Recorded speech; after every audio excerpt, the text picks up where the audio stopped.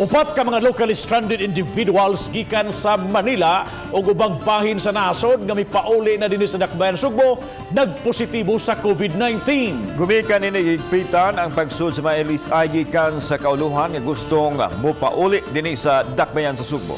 Samtang nipahimangno ang IATF sa mga tao nga magmatngon tungod sa pagdaghan na sa mga tao nga nanggawas karong gipaubos na ang Sugbo sa MGCQ. Aniya ang report. Gipasabot sa IATF official ang paghigpit sa pagsulod sa mga LSI gikan sa kauluhan gikinahanglan gyud nga himuon aron kapungan ang pagpanakod sa COVID dinhi sa Dakbayan.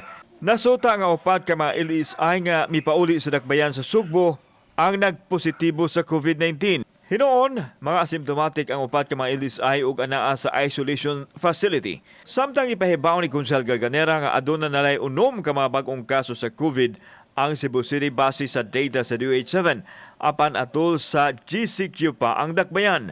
Nabalaka ang konsehal nga subling mosaka ang mga kaso sa pagpaubos na sa Dakbayan sa MGCQ tungod sa kadaghan sa mga tao nga nanggawas.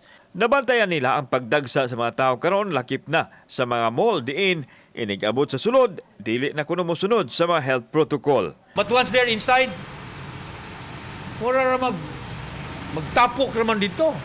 Nasa sud sa mga groceries. Outside, ang kaning facial, gihimo na lang headband. No? So, makita nimo ba, they have to police their own ranks. So, hinaot pa unta, mani ato ang publiko nga dili isipon nga mag sobraan ra pud kay strikto ang pulis kay para raman pud din nato tanan.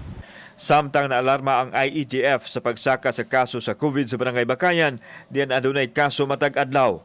Gituki na nila ang mga lakang nga himuon aron masanta ang pagsaka sa kaso. Barangay Bakayan right now for the last more than a week. Every day nay kaso. Nay kaso gyud, especially Villa Layson. Kauban si Marlon Milgaso, ako si Alan Domingo.